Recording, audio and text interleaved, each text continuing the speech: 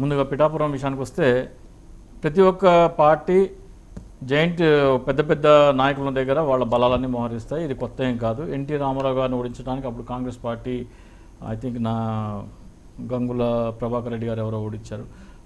So ఆ రోజుల నుంచి ప్రతి ఒక్క హెవీ వెయిట్ మీద స్మృతి ఇరానీని తీసుకొచ్చి రాహుల్ గాంధీ మీద మొదలు పెట్టాలి. ఇలా ప్రతి ఒక్క పార్టీకి ఒక స్ట్రాటజీ ఉంటుంది. అది కొత్త ఏం కాదు. అది భయం కింద చూస్తే అది అవివేకం అవుతుంది. ప్రతి ఒక్క పార్టీ వాళ్ళ పార్టీలో ఉన్న కింగ్ పిన్ సోనియా గాంధీ మీద తీసుకొచ్చి సుష్మా స్వరాజ్ని పెట్టారు బళ్ళారిలో. సో ప్రతి ఒక్క పార్టీ వాళ్ళ స్ట్రాటజీ ఉంటుంది, వాళ్ళ గేమ్ ప్లాన్ ఉంటుంది. ఎన్నికల్లో హెవీ వెయిట్ని ఓడిస్తే ఒక విధమైన క్రెడిట్ ఉంటుందని చెప్పేసి ఎవరి ప్లానింగ్స్ వాళ్ళు ఉంటాయి. అది తప్పే లేదు. ఇక మా పిఠాపురం స్థానానికి వస్తే వంగా గీత గారి విషయం, నేను పవన్ కళ్యాణ్ గారు ఏమన్నారంటే వంగా గీత గారు కూడా మా పార్టీలోకి వస్తే బాగుంటుంది అన్నారు.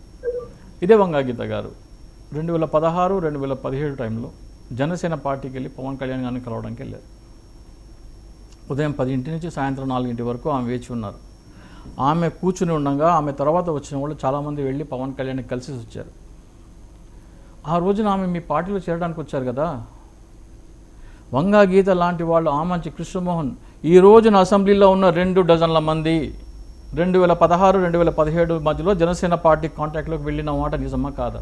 స్వయానా పవన్ కళ్యాణ్ గారు చెప్పారు. నాకు గంటా శ్రీనివాసరావు గారు వచ్చారు, నాకు ఇష్టం లేదని చెప్పాను ఒక ప్రసంగంలో.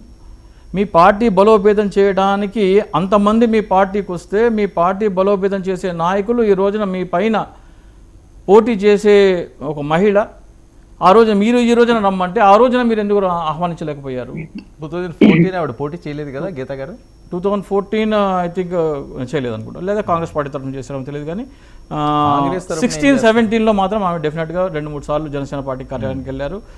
ఒకరోజు మాత్రం ఉదయం 10 గంటల నుంచి సాయంత్రం 4 గంటల వరకు వేచి ఉన్నారు. మీరు ఉన్నారా అప్పుడు? మీరు జనసేనలో అది ఉన్నా కదా, ఆమె తెలిసిపోతుంది కదా. కాదు మీరు జనసేనలో ఉన్న టైం 14 to 19 ఉన్నా కదా. అదే అంటున్నాను, మీరు ఉన్నారా? పార్టీలో ఉన్నాను. ఇంకా జేడీ లక్ష్మణ్ లాంటి వాళ్ళు ఎంతమంది వచ్చారు పార్టీలో. ఎన్నికల ముందు ఎలా వచ్చారు, ఎన్నికలు లేదు. పార్టీ బలోపేతం అంటే వచ్చారు. ఈ రోజున వంగా గీత రమ్మంటే మీ పార్టీ బలపడడానికి వచ్చిన నాయకులకి మీరు సరైన గౌరవం, సరైన ఆహ్వానం, సరైన రిసెప్షన్ ఇవ్వకపోవడం వల్లనే మీ పార్టీలో లేరు. ఈ రోజున ఆమెని మీరు కూడా మా పార్టీలోకి వస్తారనే పరిస్థితి వచ్చేది కాదు కదా. ఆ రోజునే ఆమెను ఆహ్వానించుంటే బహుశా 2019లోనే ఆయన 30-40 సీట్లు గెలిచేవారు కదా. నన్ను ఎవరు ఉండలేదు, నన్ను అందరూ ఒంటరి వాడిని చేసి వదిలేసి వెళ్ళిపోయారని చెప్పేసి పవన్ కళ్యాణ్ గారు చెప్తూ ఉంటారు. అక్కడ ఆఫీస్కి వస్తే పవన్ కళ్యాణ్ గారు పొద్దున ఆఫీస్కి రండి కలుస్తానని చెప్పేసి ఉదయం నుంచి సాయంత్రం దాకా రారని వాళ్ళు చెప్తూ ఉంటారు.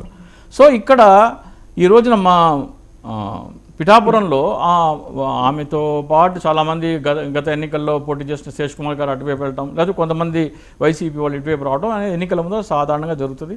అలాగే నాకు తెలిసి పిఠాపురంలో ఇంకో 2 కీలక యువకులు డెఫినెట్గా జనసేన పార్టీలో 10 సంవత్సరాలుగా తమ ప్రాణంగా పెట్టి పనిచేసిన వాళ్ళు 2 రోజుల్లో మళ్ళీ వైసీపీలో చేరబోతున్నారు. సో ఎన్నికల ముందర డెఫినెట్గా ఈ షఫ్లింగ్ అనేది ఉంటుంది. అండ్ అలాగే పవన్ కళ్యాణ్ తీసుకున్న నిర్ణయాలను బట్టి కూడా కొంతమంది అసంతృప్తితో రావచ్చు, కొంతమంది పొత్తులుగా అసంతృప్తితో రావచ్చు. ఇవన్నీ చాలా ఉన్నాయి. పవన్ కళ్యాణ్ గారే ఇప్పుడు పొత్తుల విషయానికే వద్దాం మనం. పవన్ కళ్యాణ్ గారు ఏం చెప్తున్నారు? మోడీ, అమిత్ షా గారు నన్ను చివాట్లు పెట్టారు, తెలుగుదేశంతో పొత్తింటా అన్నారు. మీ పార్టీ నాయకులకు ఇష్టం లేదు, మీ అభిమానులకు ఇష్టం లేదు, మీ కార్యకర్తలకు ఇష్టం లేదు, ఆంధ్రప్రదేశ్ ప్రజలకు ఇష్టం లేదు.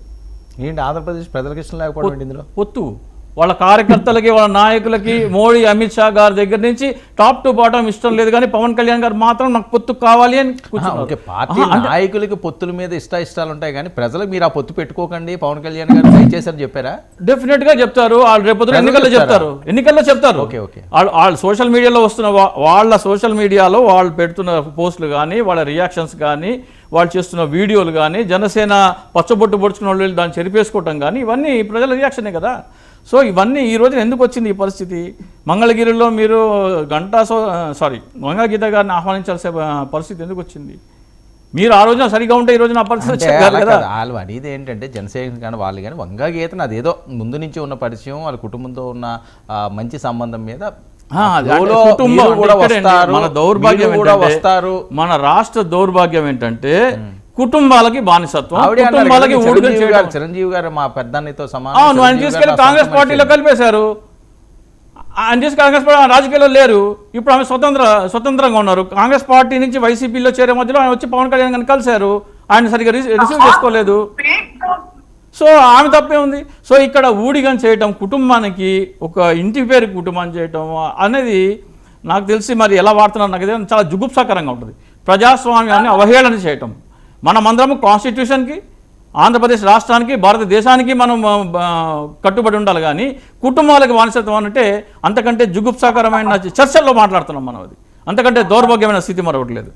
సో ఈ రోజున ఎన్నికల విషయానికి వస్తే డెఫినెట్గా మా మండపేటలో పవన్ కళ్యాణ్ గారు టఫ్ ఫైట్ ఎదుర్కోవాల్సిన పరిస్థితి ఏర్పడవచ్చు.